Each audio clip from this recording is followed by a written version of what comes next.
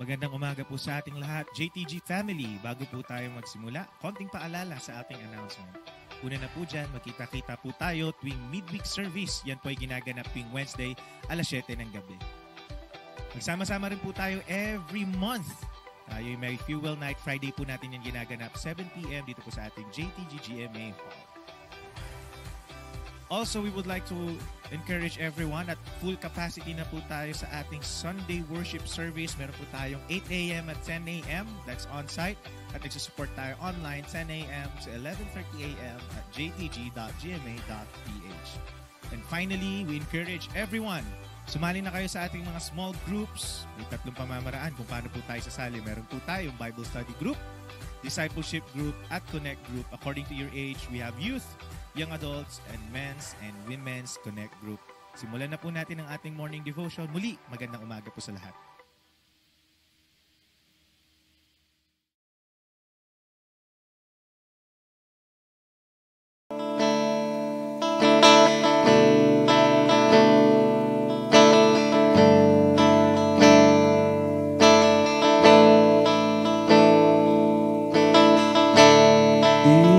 Kayang mabuhay kung wala ka,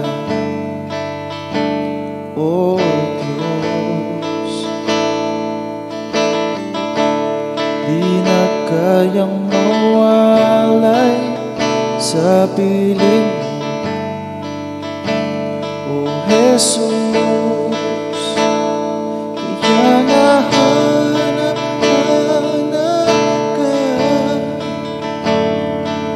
sa'yo ay sasamba.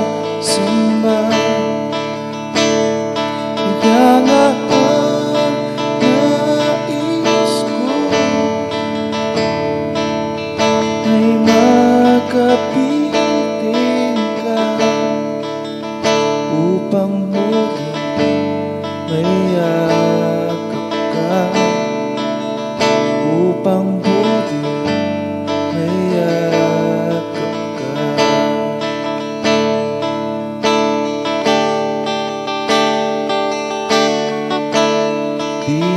Kayang mabuhay kung wala ka, O Diyos. Di na kayang mawalay sa piling mo, O Jesus. Kaya nga hanap ka, sa'yo ay sasamba. Kaya nga ang nais ko ay makapiling ka upang muling mayakap ka, upang muling mayakap ka. Hanap-hanap ka at sa'yo ay sasamba. Kaya nga ang nais ko ay makapiling ka upang muling mayakap ka, upang muling mayakap ka, upang muling mayakap ka, upang muling mayakap ka.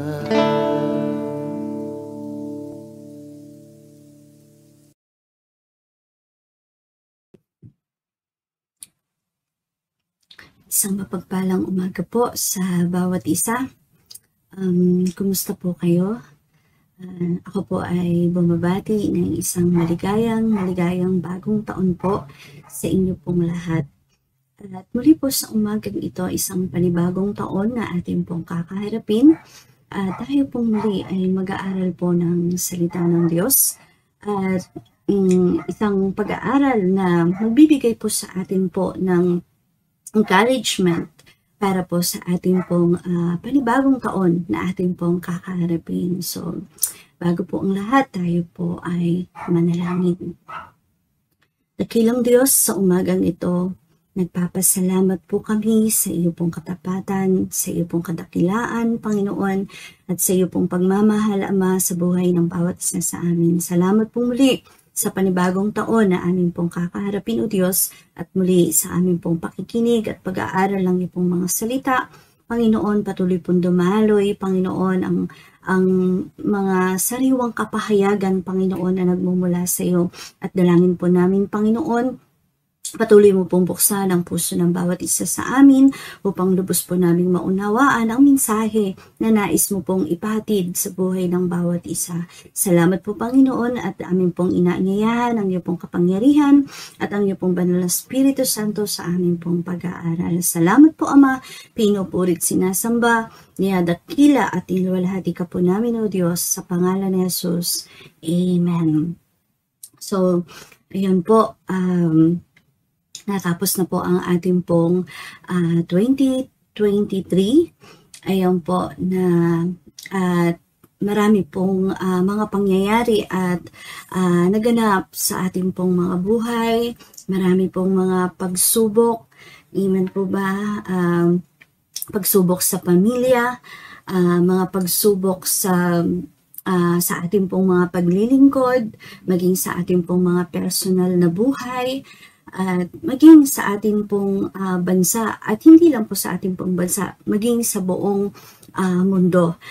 Sabi nga, ang year 2023 ay sinasabi po nilang ito raw po ay it's a roller coaster, na sinasabi nga na talagang yung mga pangyayari ay kahindik-hindik at talaga pong maraming nangyari at naganap na talaga pong hindi po halos makapaniwala ang lahat, at marami pong mga pangyayari at naganap na talaga po. Ang iba po ay hanggang ngayon na alam po nating dumating na yung year 2024 ay talaga pong hindi po natin maaring iwan doon sa 2023, kundi ang katotohanan po nito ay haharapin pa rin natin ngayon pong 2024. But alam po natin year 2023 ay hindi po nagpabaya ang ating pong Panginoon. Naranasan po natin ang kadakilaan ng Diyos, ang habag ng Diyos, ang pagmamahal ng Diyos sa buhay ng bawat isa. Amen po ba? But ngayon pong 2024, muli po tayo po ay sama-sama pong magsisimula.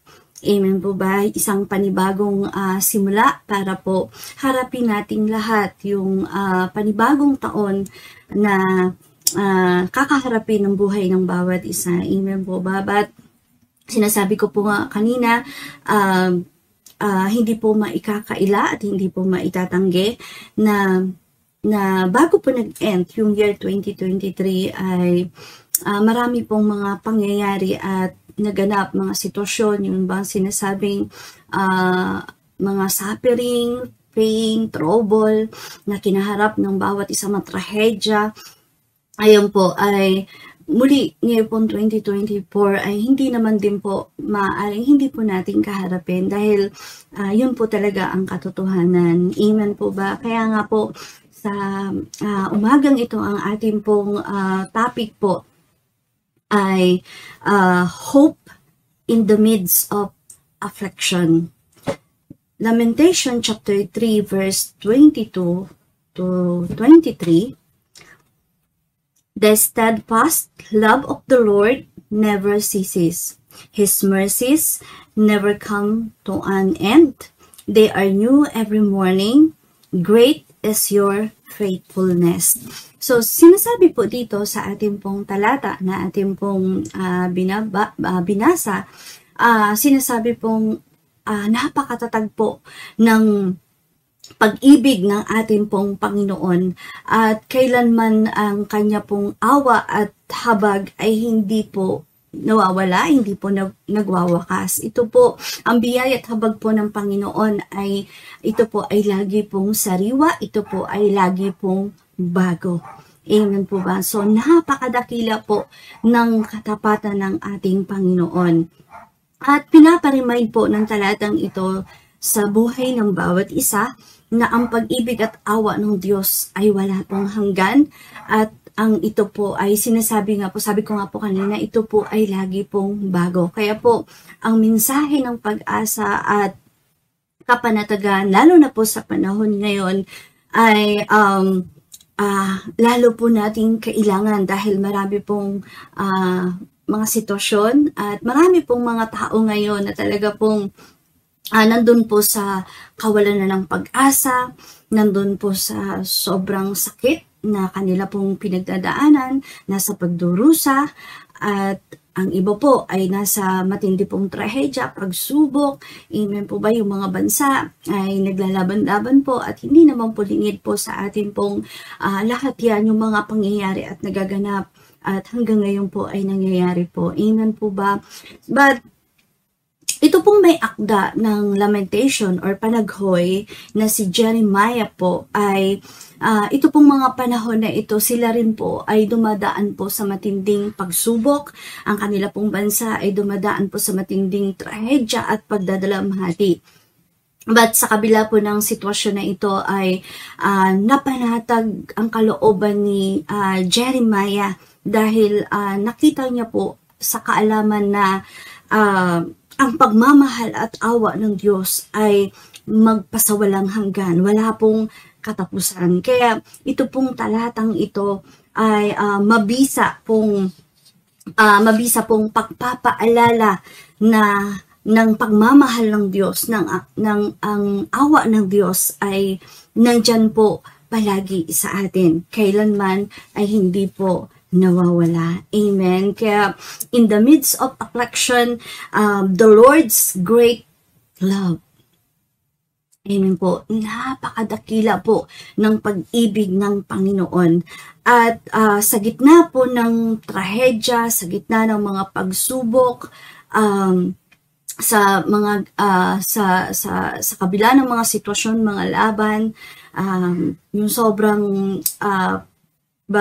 yung sakit na nararamdaman, amen, mga sinasabing mga sakripisyo, minsan naiisip ng tao na para bagang malayo na sa kanila ang Diyos. Naiisip na nila na para bagang pinabayaan sila ng Panginoon at nawawalan na sila ng pananampalataya sa Diyos. Kapatid, kung yan po ang iyo pong kaisipan sa mga oras nito, huwag po nating maisip yung mga ganyang bagay po. Dahil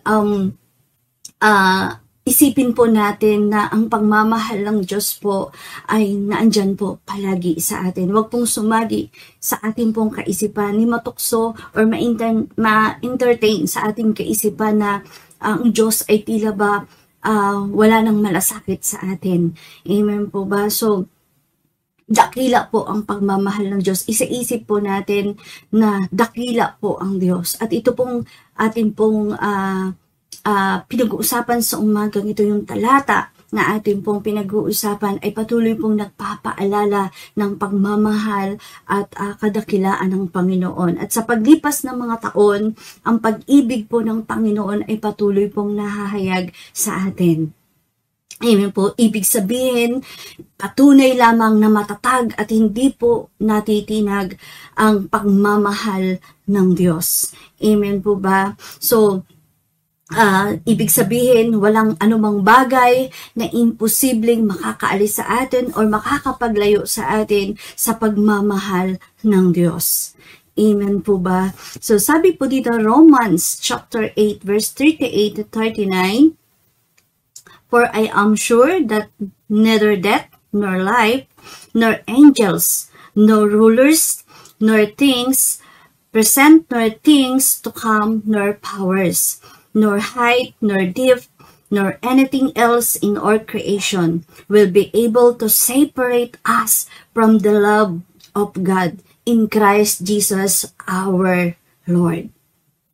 Amen po ba? So, sinasabi nga po dito na natitiyak natin na wala pong makakapaghiwalay sa atin sa pagmamahal ng ating Panginoon. Amen. Kahit ano pong bagay ang mga nangyayari ngayon sa atin, sa buong mundo, hindi po yan ang makakapaghiwalay sa atin sa pagmamahal ng Diyos sa atin.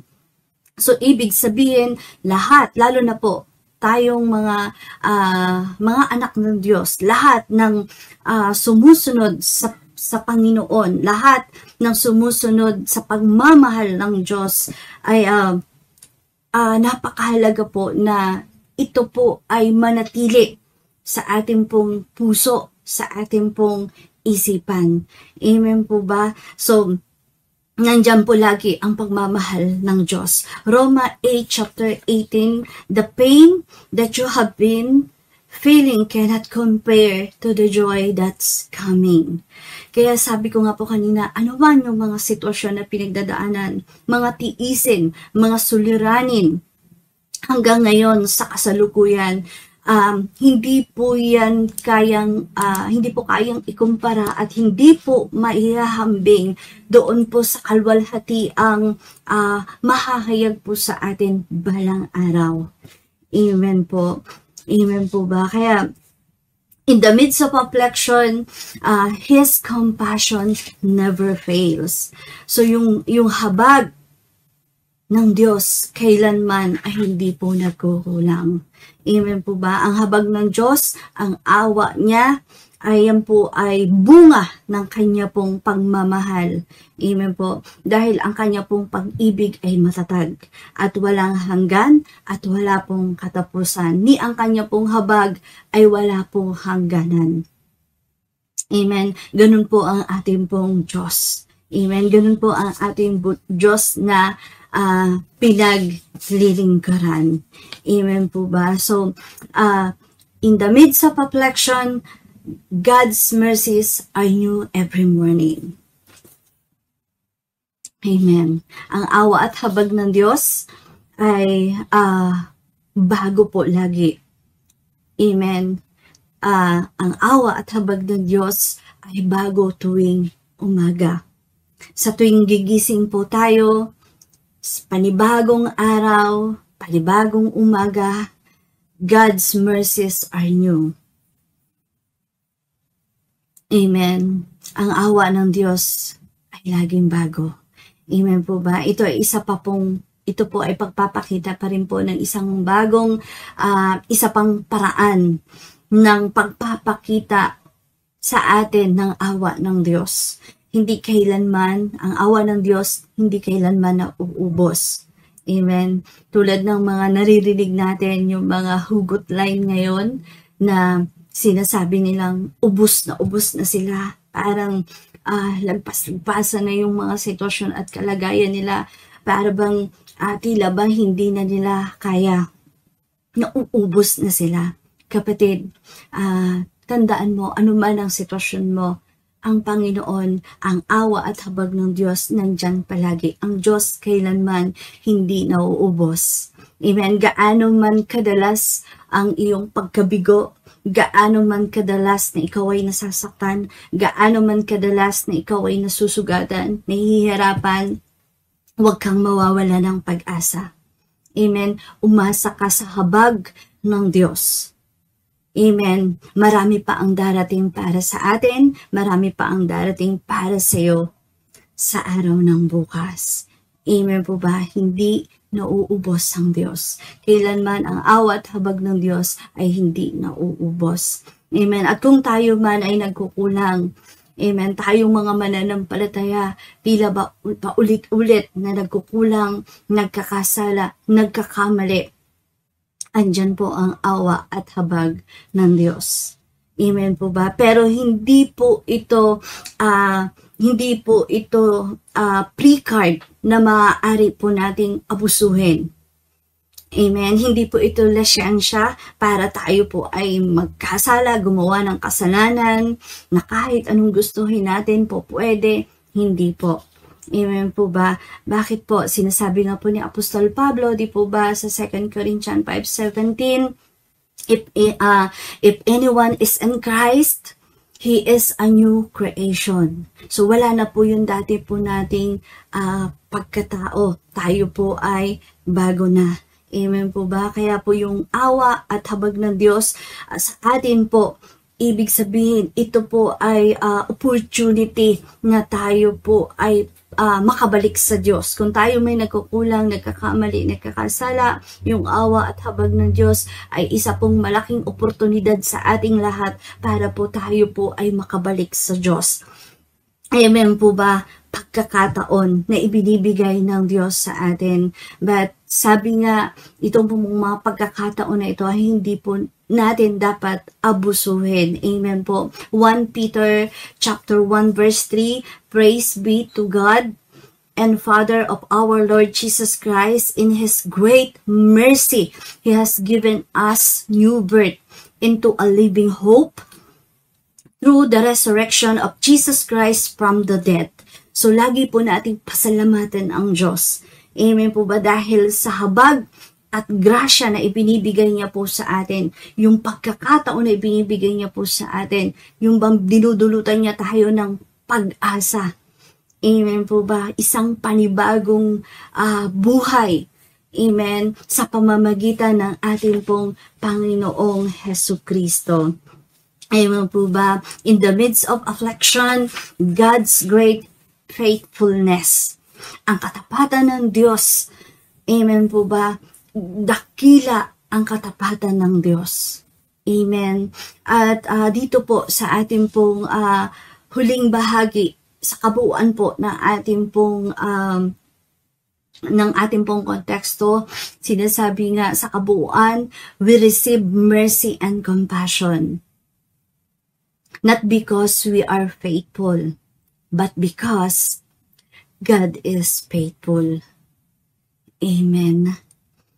Tumanggap tayo ng awa at habag ng Diyos. Tumatanggap tayo ng awa at habag ng Diyos. Hindi dahil tapat tayo, kundi dahil tapat ang Diyos. Amen po ba? Ang katapatan niya sa kanya pong mga pangako ang nagbibigay daan sa atin na matanggap ang kanyang awa at para tanggapin ang kanyang awa. Amen po ba? Ano man ang kasalanan natin, ano man ang ating mga pagkukulang, lalo na nung year 2023, ang dami nating pagkukulang, ang dami nating pagkakamali, but nandyan po ang awa ng Diyos sa atin. Andyan ang kapatawaran ng Diyos sa atin. Amen po ba? Gusto na ng Panginoon, tayo po ay lagi pong bumabalik sa Diyos, nagpapakumbaba sa Panginoon. Amen. Huwag tayong mag-atubili, huwag tayong mag-alinlangan na lumapit sa Panginoon. At handa po tayong patawarin ng Panginoon. Nandyan ang pangako ng Panginoon na ang mga anak niya ay handa niyang patawarin sa lahat ng pagkukulang, pagkakamali at pagkakasala. At ito po ang nakita po ni Jeremiah. Nakita niya po yung sinag ng araw. Tulad ng araw sa isang umaga, panibagong umaga. Amen po ba? Nakita niyo yung sinag nito, yung liwanag nito. Amen. Sa kabila ng kanilang sitwasyon, ng kanilang kalalagayan na nakapalibot po sa kanila, nakita niya yung pagmamahal ng Diyos. Kaya nawa po, kapatid, nawa po, ito rin po yung makita po natin. Yung dakila ang pagmamahal ng Diyos. Amen. Napakalawak ng awa ng Diyos sa bawat isa sa atin. Amen. Ito po ay kusang loob na ibinibigay ng Diyos. Yung kanya pong awa at habag sa mga anak niya. Amen po ba? Kapag humihingi tayo, hindi po tayo bibiguin ng Panginoon. Nandyan po ang Panginoon. Amen. Amen. Napakatatag ng pag-ibig ng Diyos. Amen. Yung kanyang awa. Amen. Napakalaki po kaysa sa ating mga pagkukulang, kaysa sa ating mga pagkakasala. Mas malaki ang pag-ibig ng Diyos. Amen po ba? Kaya po ngayon po, isang panibagong taon na atin pong kinakaharap ngayon pong 2024. Amen. Linisin po natin ang ating pong mga sarili. Layuan po natin ang pagkakasala. Amen po ba? Amen. At para ito pong panibagong taon ay makaharap po tayo ng matibay at matatag ang ating pong loob. Amen po ba? Walang kinakatakutan, walang pangamba, dahil naniniwala tayo at nananampalataya tayo, nararanasan natin ang pagmamahal ng Diyos. Amen po ba? Lalo na tayo mga Kristiyano, tayo po ay nasa ilalim ng biyaya at habag ng Panginoon. Amen. Nandyan ang ating pong pag-asa sa Diyos. Amen. Na ibinibigay ng Diyos sa atin ay lagi pong bago. Amen po ba? At tayo po ay ipanatag natin ang ating pong kalooban, ang ating pong mga puso. Amen. Dahil ang Diyos po ang nagbibigay po sa atin ng pag-asa. Iingatan po tayo ng Panginoon. Iingatan po tayo ng kanyang pagmamahal. Amen. Kaya ngayon po ay patuloy po nating ugaliin. Kung nagbabasa na po tayo ng Biblia, mas lalo pa po tayong magpahubog. Amen. Mas lalo pa tayong magbasa, magdili-dili ng salita ng Diyos. Dahil dito po, sa salita ng Panginoon, dito po natin makikita ang kanya pong mga pangako upang ito po sa panibagong taon na ito ay makakaharap po tayo ng dala-dala po ang pagpapala ng Diyos, dala-dala po ang pag-asa na nagmumula sa Diyos. Amen po ba? Kaya pahintuin po natin yung mga gawa ng kaaway sa ating pong buhay. Amen. At tayo po ay lubusan pong manampalataya sa Panginoon. Talunin natin yung kanya pong mga pandaraya. Talunin po natin yung mga pandaraya ni Satanas, yung kanya pong mga panlilinggang sa ating pong mga buhay. I-overcome po natin ang ating pong mga kinakaharap na mga sitwasyon at kalagayan. Amen. Huwag po tayong lalayo sa presensya ng Panginoon. Amen. You can start this new year renew. Amen po ba? Kaya muli po ay maraming pong salamat sa inyo pong lahat. At isang panibagong taon po. Ako po muli ay nagbabati sa inyo ng isang maligayang bagong taon. At to God be all the glory. Hallelujah, Jesus. Hallelujah, Lord God. Panginoon, sa oras na ito, muli, patuloy po kami nagpapasalamat, O God, sa umagang ito, na kung saan, Lord God, salamat sa salita mo na aming na-receive, Panginoon. At higit sa lahat, patuloy kang kumilos, Panginoon, sa bawat isa, Panginoon. At patuloy ko nga po itinataas sa iyo, O God, ang taong 2024, O God, na kung saan patuloy, O God, ma-prepare ang aming mga puso, Panginoon, sa muli, Panginoon, pagtahak ng year 2024. Higit sa lahat, Lord God, patuloy magkaroon ng humble heart, Panginoon, sa lahat, Panginoon, at higit sa lahat, Panginoon, patuloy kang kumilos sa bawat anak mo, O God, na patuloy umaasa sa iyo, Panginoon. Lord, lahat kami, Panginoon, ay umaasa sa iyo na magiging maayos ang pagpasok ng year 2024 at higit sa lahat, Panginoon, ang aming puso, Panginoon, ay patuloy namin binibigay at pinagkakatiwala sa iyo, O God. Higit sa lahat, patuloy kami, Panginoon, magpakumbaba at higit sa lahat, sundin ang nais mo para, Panginoon, ang bawat buhay namin, Panginoon, ay maging maayos, Panginoon.